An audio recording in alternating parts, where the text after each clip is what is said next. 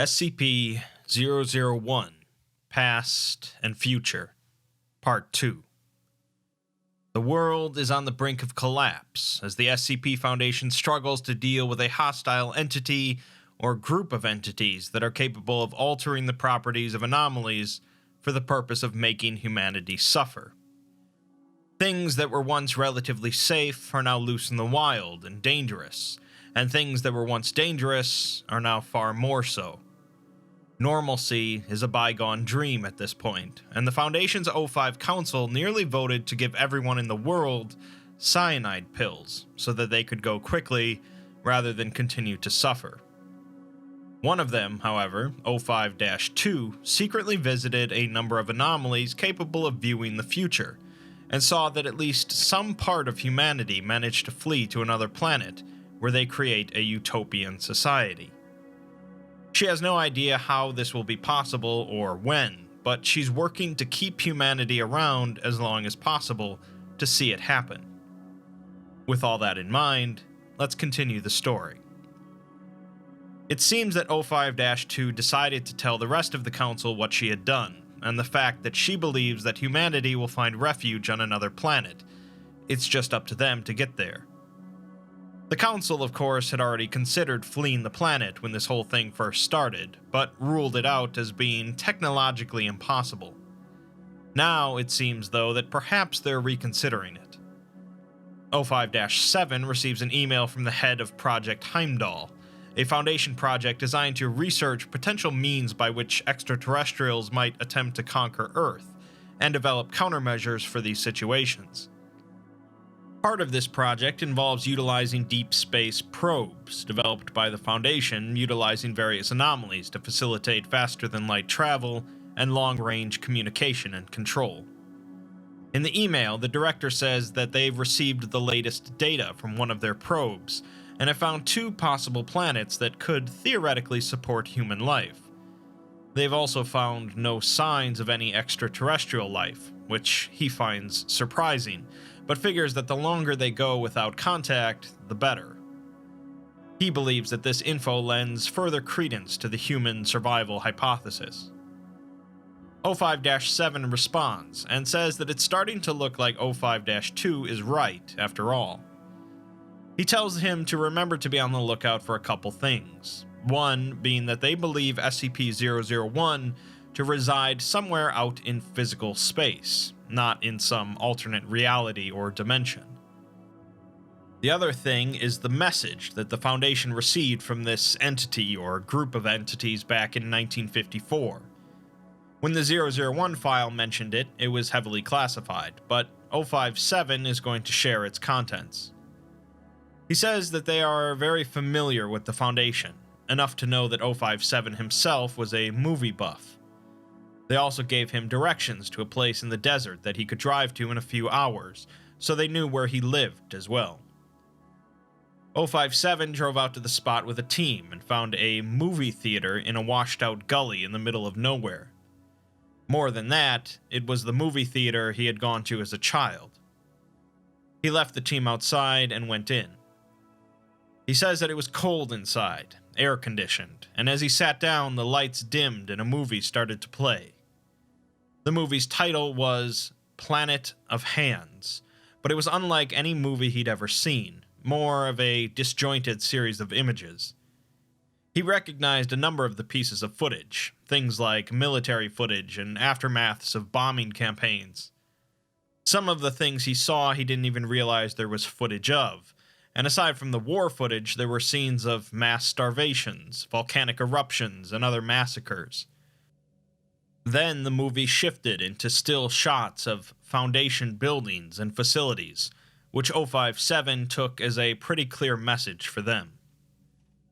In the next instant, though, he was no longer in the theater. He was still in his seat, but everything around him had changed and become far more vibrant and oversaturated. People, objects, and places were swirling around him, all depicting unspeakable acts from throughout thousands of years of human history. None of the things he saw stayed still for more than a few seconds, except for a scene of a man in a resplendent robe impaling different people onto a sharpened stake and acting like it was the most natural thing in the world. 057 can't say how long this vision went on for, but at some point he covered his eyes and waited for it to stop. When he finally looked back up, the theater was back and was still playing the film. He saw himself on the screen, looking obscenely happy, happier than he's ever been in his life. He says that this image has stayed with him more than anything else he saw. In the film, he saw himself board something akin to a giant wooden ark, suggesting that it was purely symbolic. He saw other people board the ark with him, people from all different walks of life, and when they were all aboard, the ark lifted into space and sailed through the cosmos, with the Buck Rogers music playing in the background. The ark eventually arrived at a planet that looked a lot like Earth, at the center of a system of moons.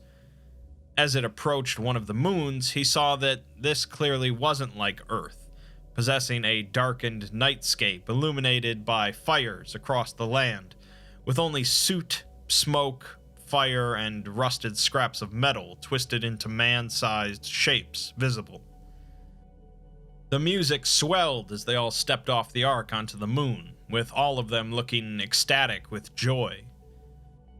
The movie faded out with Russian text, which seems to have been butchered a little, but the Foundation believes that they intended to mean, "come home" instead.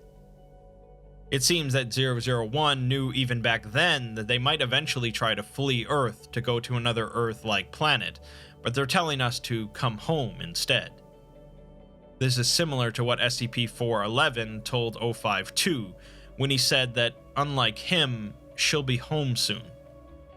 The plot thickens. The next document concerns SCP-990, so let me briefly explain it. 990 is a human male that appears to Foundation personnel through dreams, and exclusively through dreams, with the Foundation yet to find him in the real world. They have also yet to find any evidence of him appearing to non-Foundation personnel. In these dreams, SCP-990 typically informs the Foundation personnel of some sort of impending incident or disaster, after which the Foundation can then act to prevent them. The Foundation isn't sure if this entity is causing these incidents or merely warning about them, but the fact that he has knowledge of the future makes him potentially very useful.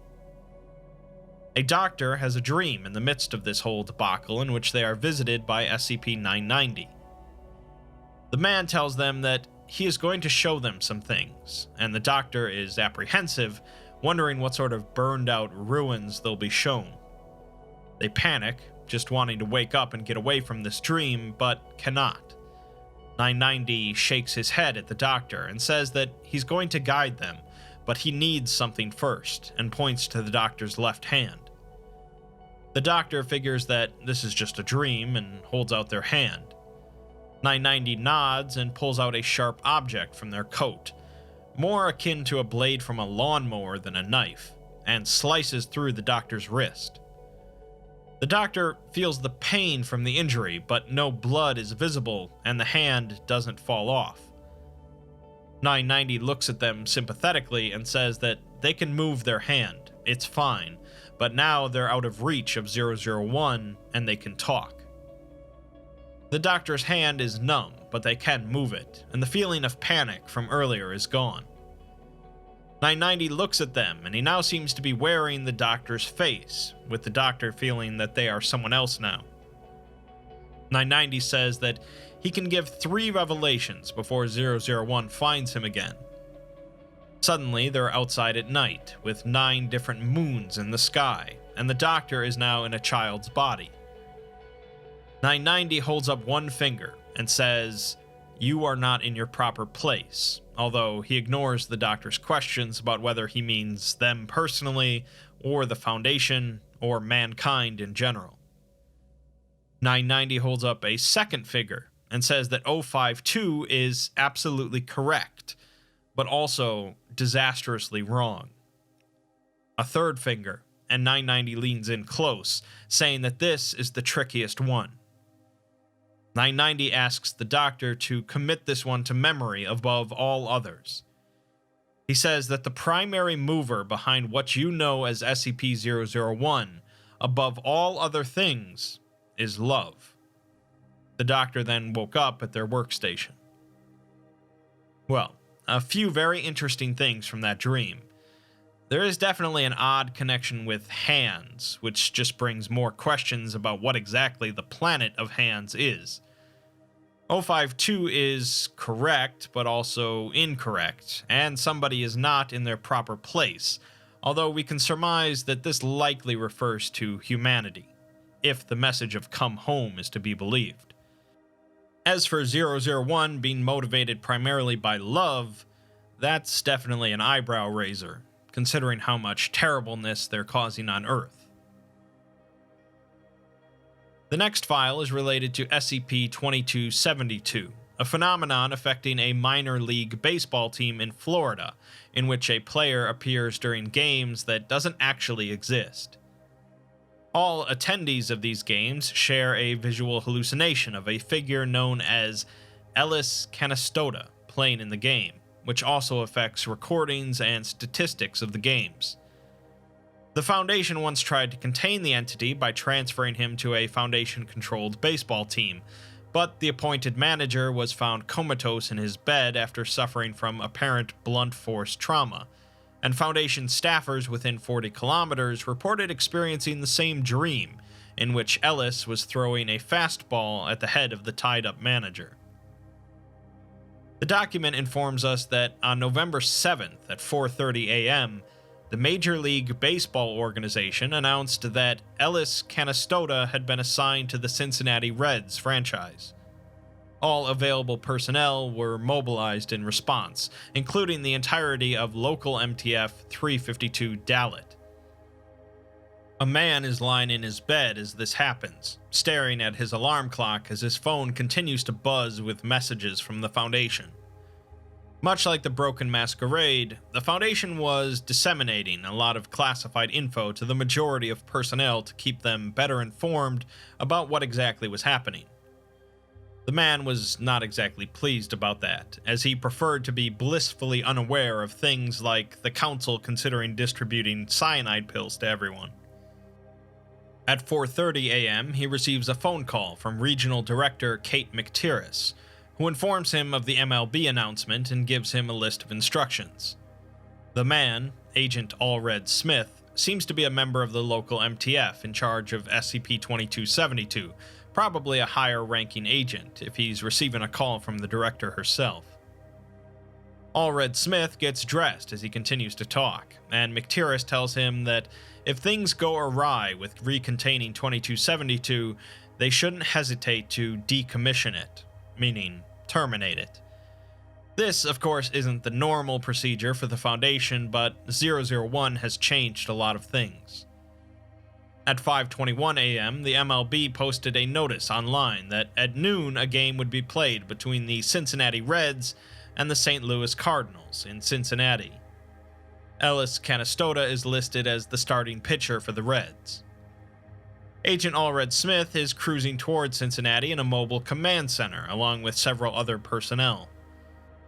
A doctor complains about the fact that they're playing a game today when the World Series just ended, and the fact that they managed to sell over 17,000 tickets for the game before the Foundation shut it down.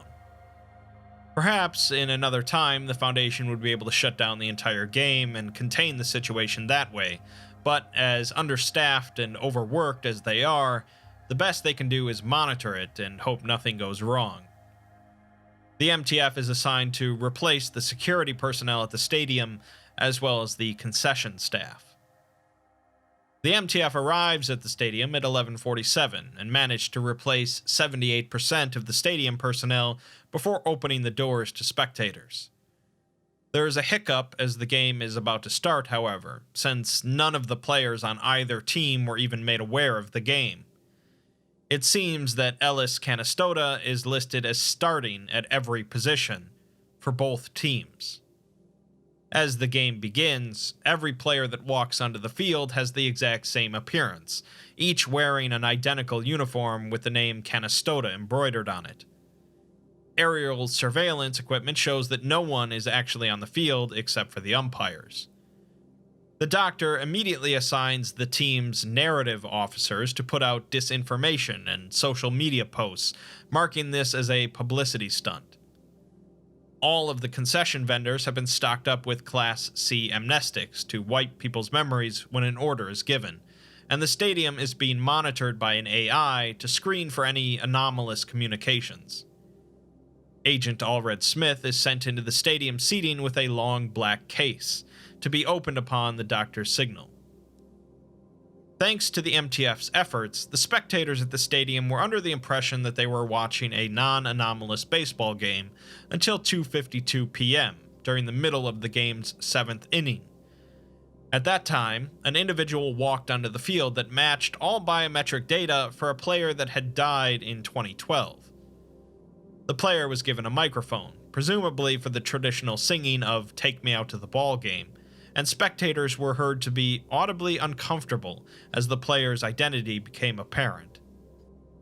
Allred Smith recognized the player as well, and asked the doctor in his earpiece if he has authorization. The doctor yells at him that he does not until she says he does, as since his equipment is set up, he'll only need a few seconds to react when she gives the word. The deceased player begins speaking, saying that much as it is in this place, in their perfect society, sport is a sacred pastime. He goes on to say that they'll understand more after they have truly spoken, and this is a fine place for them to speak plainly.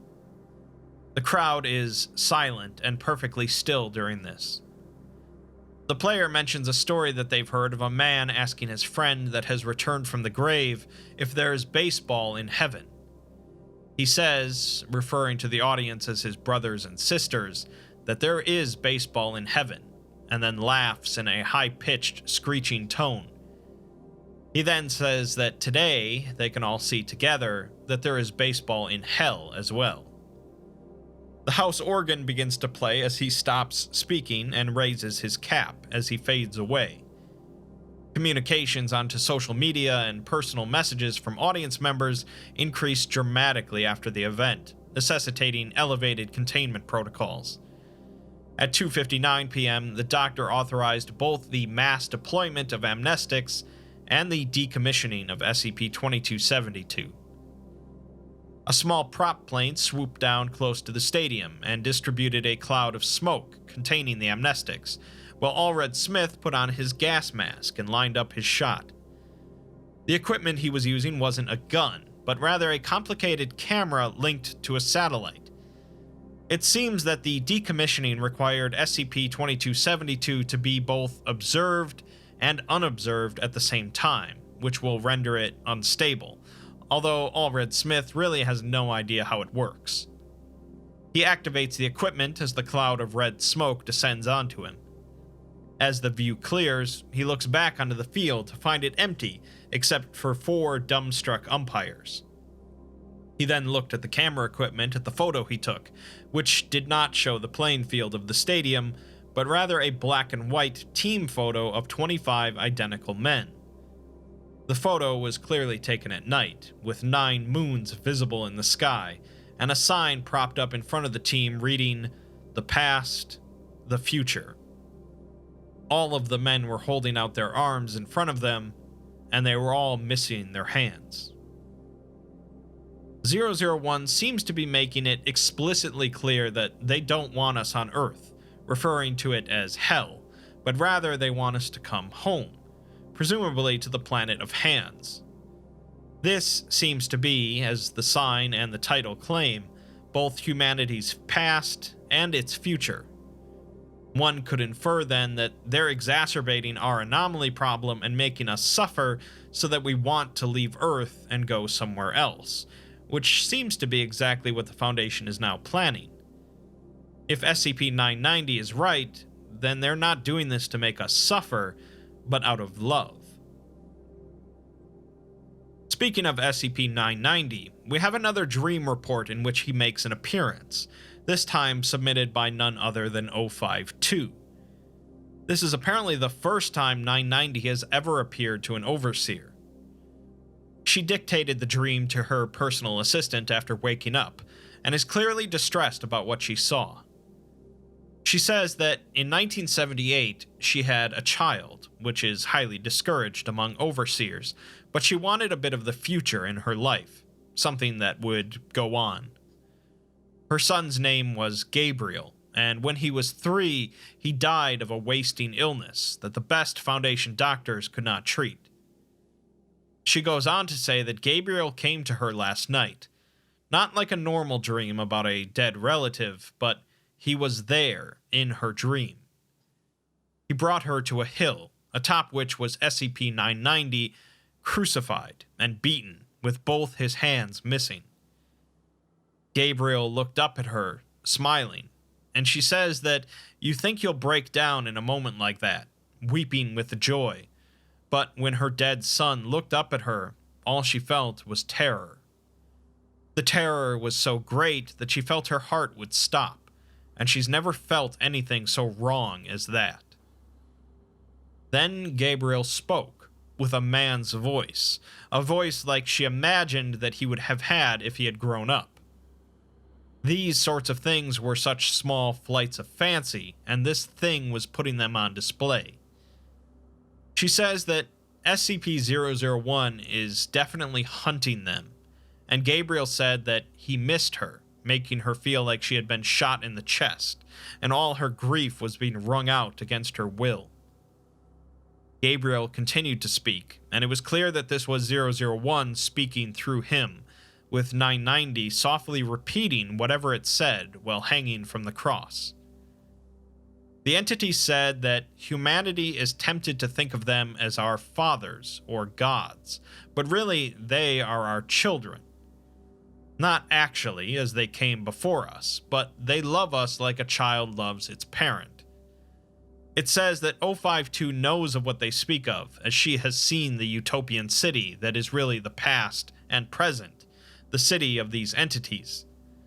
It says that this world is everything that humanity is capable of, and they live their days in paradise. Suffering and dying so that your children will see better days is what every parent should strive for, so that maybe they won't have to die like you will. These entities do not hurt or suffer because 052 and others like her have brought them here, making them the perfect children of the perfect parents. It goes on to say that every child thinks that they are glad that they will live to bury their parents, that they suffered on their behalf. For many, many years, these entities felt shame at these thoughts, but in their latest stages of perfection, they now understand that this is the natural order of things. 052 says that the most horrifying experience of her life was being raped by a stranger in an alley, until she had her dead son explain our proper place in the cosmos. The entity went on, saying that parents sacrifice for their children. That's as it should be. And many, many years ago, humanity left this perfect world.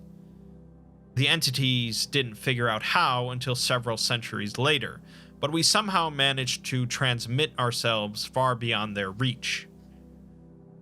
The entity says that our science is woefully inadequate, since our knowledge was stolen from them, and so they whittled it down until we became convinced that we merely evolved from this planet spontaneously.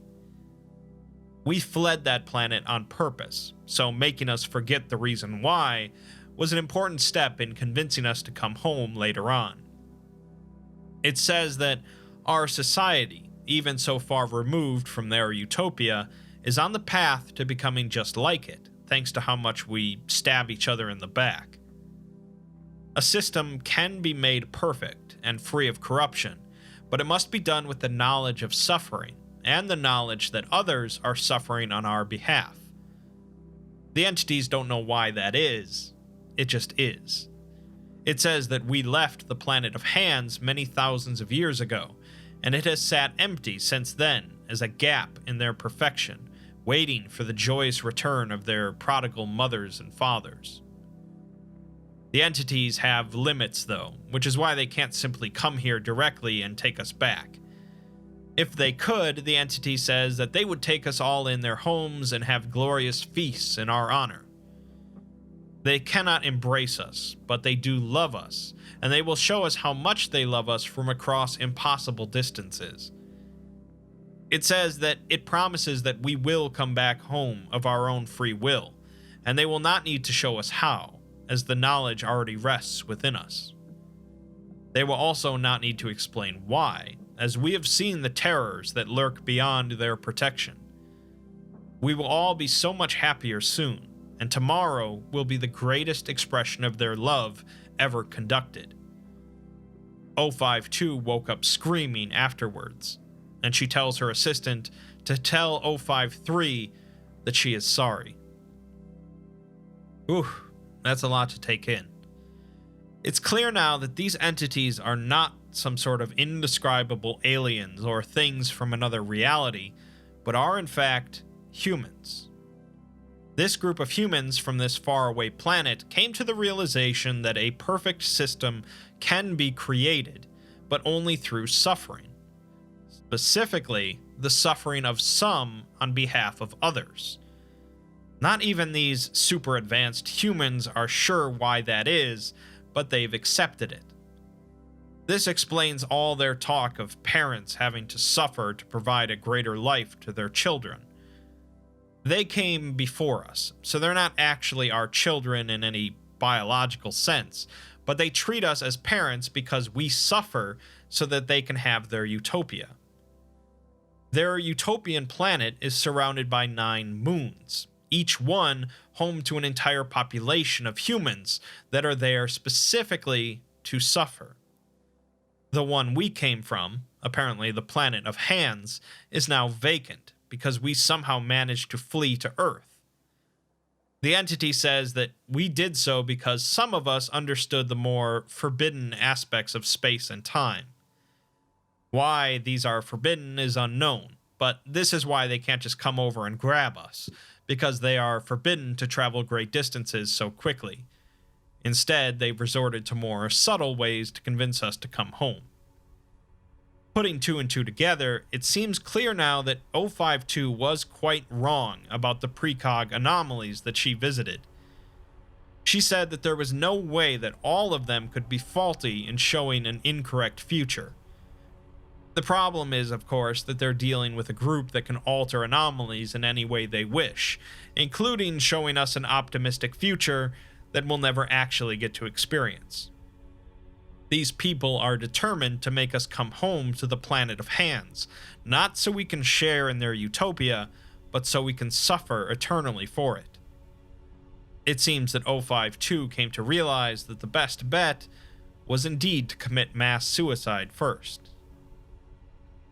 In the next document, 052 sends a message to 051, saying that seeing things on the public news before being briefed about them by staff is doing a number on them. They say that it's over now. 2 is dead and left a note behind, and there's no protocols for something like this. SCP-001 put on a performance to explain things to the world, as they tend to do, as we saw from the film earlier. The rest of the document takes the form of a script for a play titled The Man at the Threshold. The play begins at 9:43 a.m. in Egypt, as the Egyptian military mobilizes in response to a mass gathering in front of the Great Sphinx.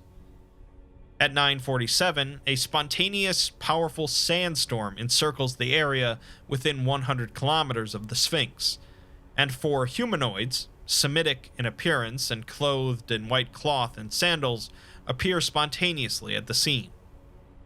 Soldiers present fire several rounds at the humanoids to no effect, and they begin speaking. The names of the 4 are listed as Proteus, Melita, Aegis, and Monashir. Proteus begins by saying that he is scared, and Melita responds by saying that they're all scared, as this is the day that their cohort has been preparing for their entire lives. Proteus says that 3 of them will be chosen, and ponders if they've made enough of their time here, and if it will comfort them if they are cast outside. Aegis says to look at the things they've done together, mapping an unknown star system, wrote a song that made them heroes of the summer convocation, scaled the shadow pass of the mountain of ice. He says that if he was cast out today, it was all worth it. Proteus simply responds that he hopes to be as brave as him when he enters the chamber. Monashir says that all accept what they are given in the threshold, and Melita and Agus both say, how could it be otherwise?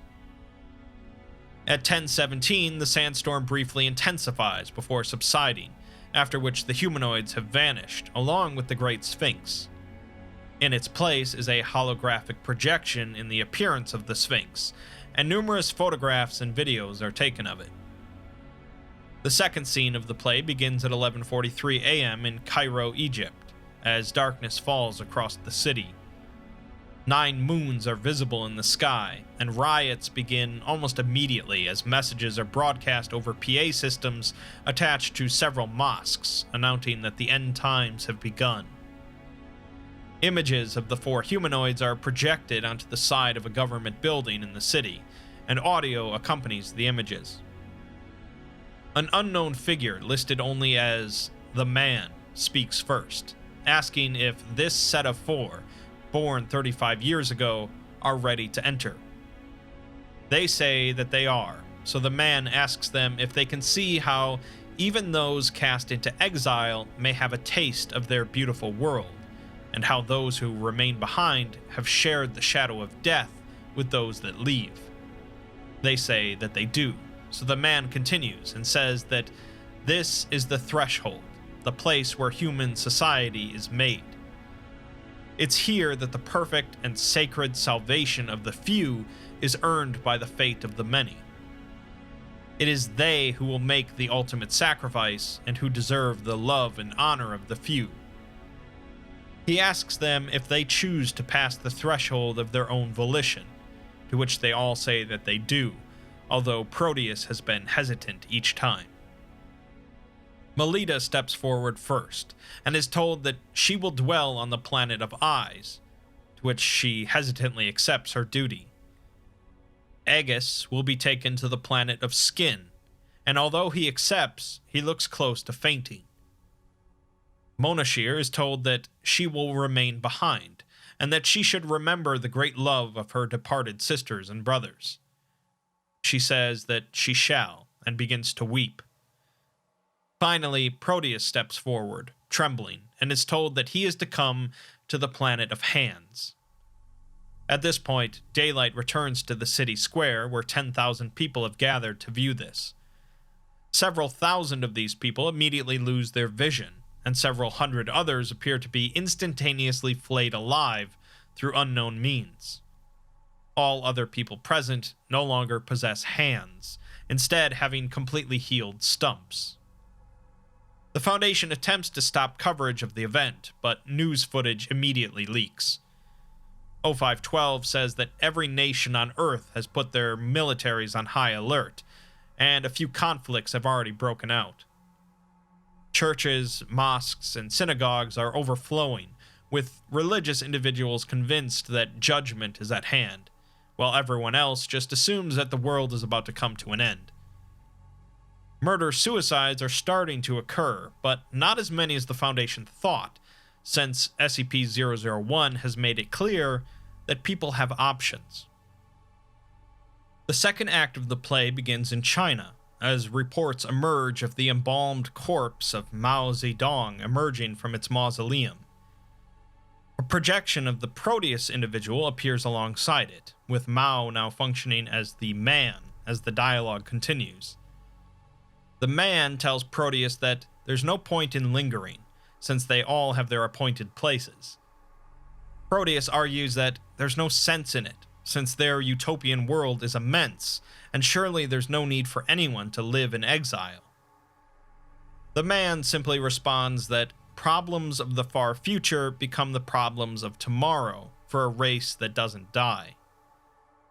Proteus continues to argue, saying that there's no need for anyone to give birth if the only purpose of creation of life is for it to suffer. The Man says that he has had this duty for a very long time, and these are not new questions, nor are his answers new. If the act of creation is taken away from humans, their minds turn dark and destructive.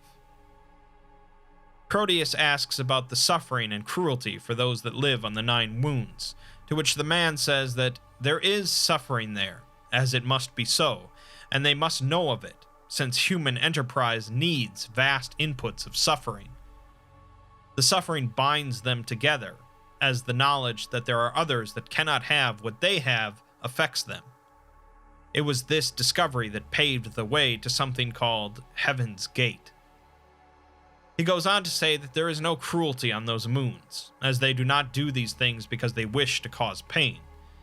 They do these things to give beauty and truth without end to those that are chosen. He says that if even one person may taste of the infinite good, is it not worth any amount of finite suffering? But Proteus simply asks why he must pay the price. Upon conclusion of this dialogue, crowds in the square became highly agitated, tearing apart the corpse of Mao and resisting the riot police present. World leaders began issuing statements urging for people to remain calm as scientists struggled to explain the anomalous demonstrations. The death toll from civil unrest is already in the thousands. 10 minutes later, a dam in the Hubei province of China spontaneously disappears, although the water held behind it does not move. Minutes later, projections of Proteus and the man appear on the surface of the wall of water. Proteus asks what this place is, to which the man responds that they are on the planet of hands. Proteus says that it looks like it has been on fire, covered in ruins and rubble. The man says that there was a time when they simply exiled people here, who proceeded to build their own societies in a fashion, driven by what they could not have in jealousy of those that lived in the utopia. This resulted in the exiles building vast ships and terrible weapons, which they used against the utopian humans. The utopian humans won, of course, but now they ensure that this will never happen again by taking away the exiles' hands. After this, the still water is released, causing massive flooding and widespread destruction along the area of the river's banks. China becomes more unstable due to this, and the government is overthrown within a matter of hours. 0512 says that everything they've worked for is being crushed in hours, and the only thing that's keeping things from being even worse is the idea of going home, wherever home happens to be. Act 3. All notable buildings in the National Mall area of Washington, D.C. change color from white to red. The Washington Monument emits a bright column of red light, stretching up into the sky and visible from hundreds of miles away. Holographic projections spontaneously appear directly above the monument's reflecting pool. Proteus says they have traveled many miles, to which the man says that the planet of hands is vast, but they meet another person, a handless woman. She says that she must be close to the blessed end, and she no longer has a name, because they have no need for such things here. Proteus asks her if she remembers her home, but she just says that this is her home. He tries again, asking if she remembers the place she came from before this. The woman says that she remembers a time when she wasn't starving, but it was a long time ago, and it's difficult to recall. Proteus points out that he can see her ribs, and asks if she'd like him to find some food. The woman says that there is no food here. It's a place of ash and salt, but hunger is a blessing because it clears her mind. God speaks to her here and tells her to lift her stumps to the blue light in the sky. She prays, and it fills her with the knowledge that she is here for a purpose, which makes her happy. She says that the last gift of the body before it evaporates is the divine revelation, as she now lives without fear and doubt, dwelling in the spirit that made this place, a place of ecstasy. The woman then collapses, and the man says that her time here is now at an end, with no torments of false hope, and no food or water to sustain her suffering longer than it must. Proteus asks the man how long she was here, to which he responds that she was only here for 2 weeks.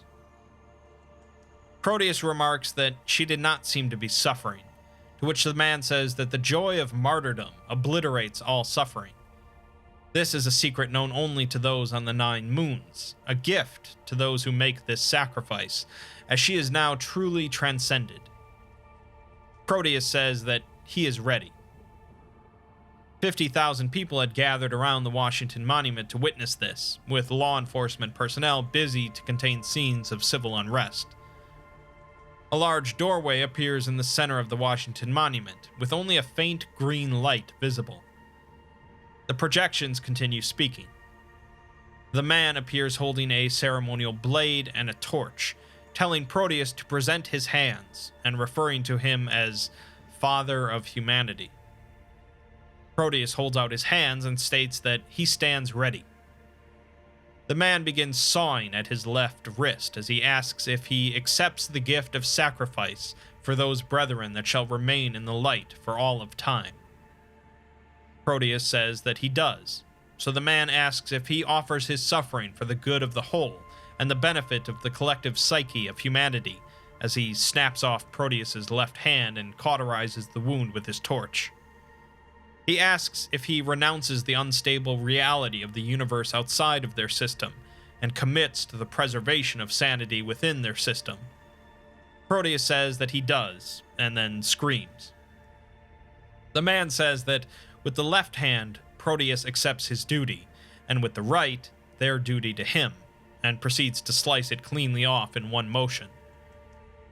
Proteus thanks the man as he continues, saying that the living shall keep a society of perfect harmony, justice, and beauty, transforming their suffering into the most divine purpose imaginable. He cauterizes the right stump, as Proteus says that he's honored beyond measure, and screams again. The man finishes by saying that in this holy pact, they shall know love without measure or end, and tells him to complete his journey, to which Proteus says that he accepts his duty.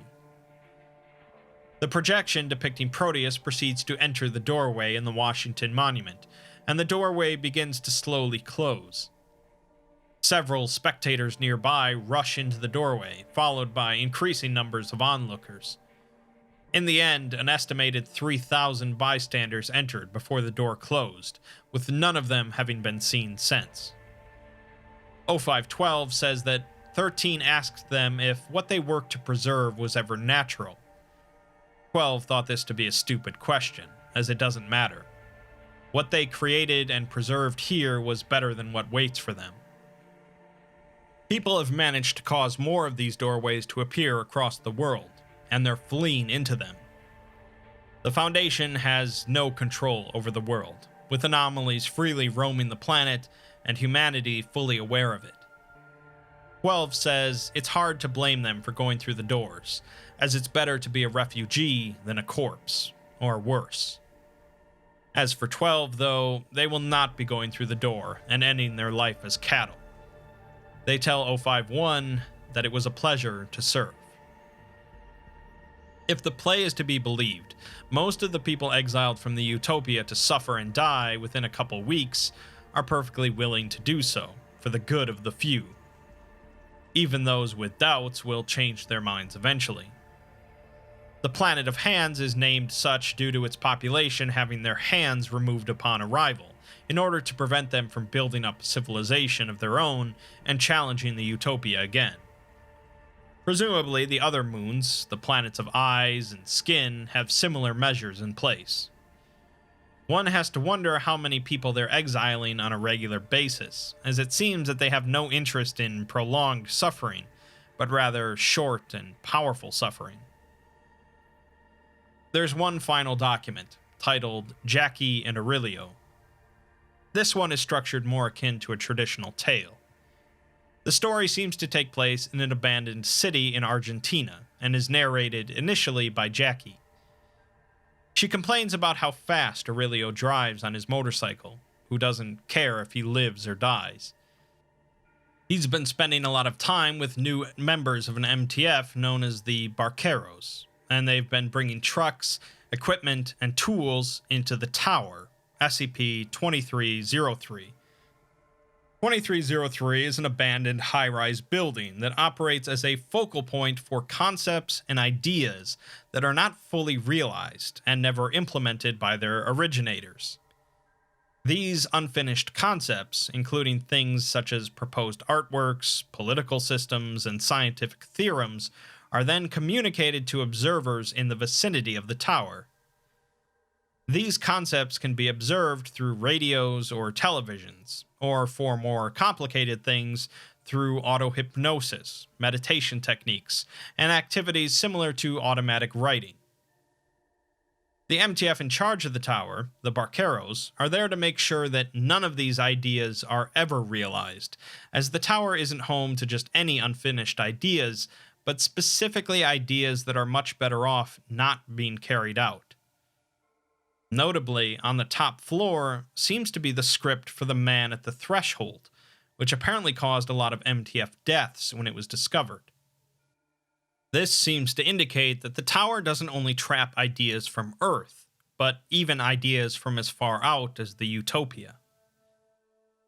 Aurelio slides to a stop in front of a market, to the amusement of the two elderly individuals, Maximo and Ernesto, sitting there. He goes inside to buy a six-pack of beer and steps back outside, throwing one each to Maximo and Ernesto. Jackie says that they start drinking without any questions, and remarks that you question everything when you're dead. Jackie says that Aurelio really shouldn't have gone poking around in that tower, and comments on the current state of the world. Aurelio gets back on his motorcycle and heads toward the tower. She wonders what will happen when the rest of us pass to the other side of the river, when no one is left, and every one of us is alone forever. Aurelio stops his bike in front of his house and enters, drinking his third bottle of beer. The windows are all boarded up, leaving it pitch black inside, with him not able to even see his hands. He speaks aloud, saying that this is just really bad procrastination, and he knows that Jacinta is not there. He says that you're supposed to conclude your affairs when you do stuff like this, so he continues. He sent off the new members of the MTF, telling them to end it in whatever way they saw fit. The older ones knew what Aurelio was planning, though, and Jackie remarks that one of them would have done it if he hadn't thought of it first. Aurelio says that he has to do this, and he's scared, not of death, but of the top floor and what it's going to try to convince him to do. Jackie says that she wishes he could hear her, that she wasn't behind eternities of space and time and void. Aurelio continues to speak to his memory of Jackie and apologizes, saying that he's sorry she wasn't here to see the end of the spiral, and that he made it out and not her. It seems that whatever happened on the top floor of the tower with the man at the threshold left Jackie as an incorporeal entity, although Aurelio and a handful of others made it out. Aurelio leaves the building and begins walking towards the tower. Upon arrival, he unlocks the chains to the main entrance and steps inside, followed by Jackie. She says that you don't need any technology to hear the unfinished ideas when you're like she is, though they aren't actually speaking to her, as they want to be completed, and she can't complete anything.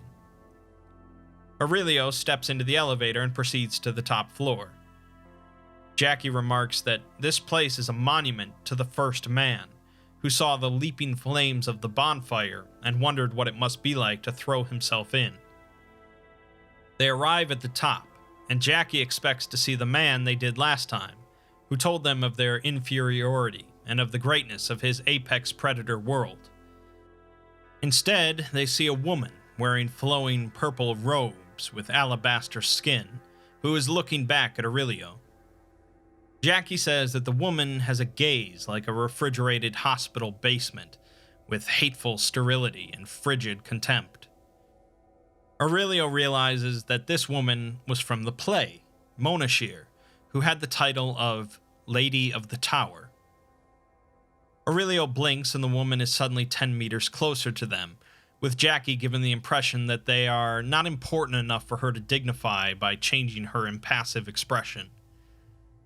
Aurelio taunts her, saying that she was a minor character in the play, Maybe she's not saying anything now because she's forgotten her lines.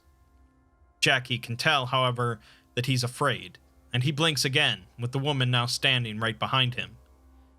She half expects the woman to kill him, but she's instead looking over his shoulder at a scene. The scene in front of them is of the MTF from when they first came to the top floor, with Jackie herself arguing that they need to leave, and a younger Aurelio arguing that this is the culmination of their exploration. The current Jackie says that she remembers this, as they let themselves be seduced by the tower, and they gain nothing from knowing what's here. The scene changes from what actually happened, as the MTF stops speaking and simply stand there waiting. The woman half whispers and tells Aurelio to choose. She asks him, knowing all that he does now, what does he choose? And Jackie sees that she is smiling now. He has to choose between keeping things as they were, meaning that his team went to the top floor, which resulted in most of their deaths, including Jackie's, or undoing it, erasing everything that happened since, but letting his team live longer. Jackie recalls back to when they went to the top floor, where they experienced incredible visions showing a society of indescribable beauty, the inescapable damnation of the planet of hands, and the nightmare love with which they regarded us. Jackie was called forward first as a reward for finding them, and was told to come back home by a spectral man. Jackie says that it seemed to be the only option when faced with such magnificent beauty. Through tears of ecstasy and joy, she grabbed her knife and slit her own throat. She died as Aurelio tried to save her, and she watched as a number of the others wept and cut off their hands. In the present, Aurelio turns away from the scene and faces the woman, telling her that she should have tried this in America, or some other place where they think they have this figured out. The woman says that not making the choice doesn't make it cease to exist, and they accounted for this. Aurelio reaches into his pocket to grab something, but his hand then slowly moves out of his pocket involuntarily. Moments later, a detonator floats out of his pocket towards the woman, who takes it into her hand and crushes it. She sneers at Aurelio and asks who is more god, the vacant cow who squeezes out more life into its putrid field, or the overseer who tends to the survival of that cow. She says that surely Aurelio is not so stupid to think that they wouldn't notice the MTF attaching the explosives to the tower. She says that his actions have been meaningless and petty. Her attitude is in sharp contrast to what the utopian humans want us to believe they're like. Rather than filled with love and honor for those that suffer for them, she is smug and thinks of us as cattle, which is likely how they all feel. She raises her hand and Aurelio rises into the air, although he has a calm look on his face. Through a great deal of effort, he speaks and says that they went through a lot of effort to thwart a meaningless gesture, asking her what it means that she is in the tower with them. He continues, asking if the utopian humans were surprised to find something of their civilization here, meaning the man at the threshold, and asks why they would hide and protect it. Specifically, why would she be here to protect it? This angers Monashir, who telekinetically slams him into the floor, but Aurelio just laughs. He says that she's been right here with us, trying to figure out why she's been stuck in this tower, scratching and clawing at her coffin lid. This tower is important to the utopian humans for whatever reason, and this woman, Monashir, who in the play was told to remain, found herself inside of it for reasons she doesn't understand. She throws Aurelio across the room in a rage, leaving him near dead, but still alive to taunt her. He says that she thinks that saving this tower from his explosives will solve the one problem she can't figure out, but in reality, she belongs here with us, and she'll never know why. She thought that she would join the utopian society, but instead she's been exiled here to this tower, and she'll never understand why. With his final words, Aurelio says that the utopian humans forsake death, but death's wisdom is lost to them. They push madness away, but that leaves them defenseless. They've blinded themselves, but they'll die anyways. The woman then strikes Aurelio with her fists, killing him. In the ruins of his shirt, however, there is a glint of exposed metal showing from a freshly sutured wound. This is a dead man's switch, a detonator connected to his heart, designed to trigger if it stops beating. The tower explodes in a massive burst of fire, killing the woman and harming the utopian humans in an unknown way. Jackie joins with Aurelio as they hover in the sky over a world giving way to whatever the next may be. That's it. An explosive ending, quite literally, but one lacking an ultimate conclusion. In some ways, SCP-001 are the victors, successfully persuading or forcing much of the population of Earth to return to the planet of Hands to suffer and die for their utopia. In other ways, though, as Aurelio pointed out, SCP-001 are doomed. Despite all of their advancements and talk of perfect understanding, they've blinded themselves to what it means to be human, and the importance of things such as fear, uncertainty, and death. Their civilization is ultimately untenable due to the simple fact that they are not super advanced aliens, but are still humans. Unfortunately, that really means this isn't much of a victory for anyone, aside from a number of anomalies that are now free to do as they please. It's a rather bleak ending for a lengthy SCP-001 proposal, but the killing of Monashir does send a message to the utopian humans that humans can never be completely controlled, and madness and death are a core part of our existence. In the end, you're not a group of transcended aliens. You're just a bunch of evil humans.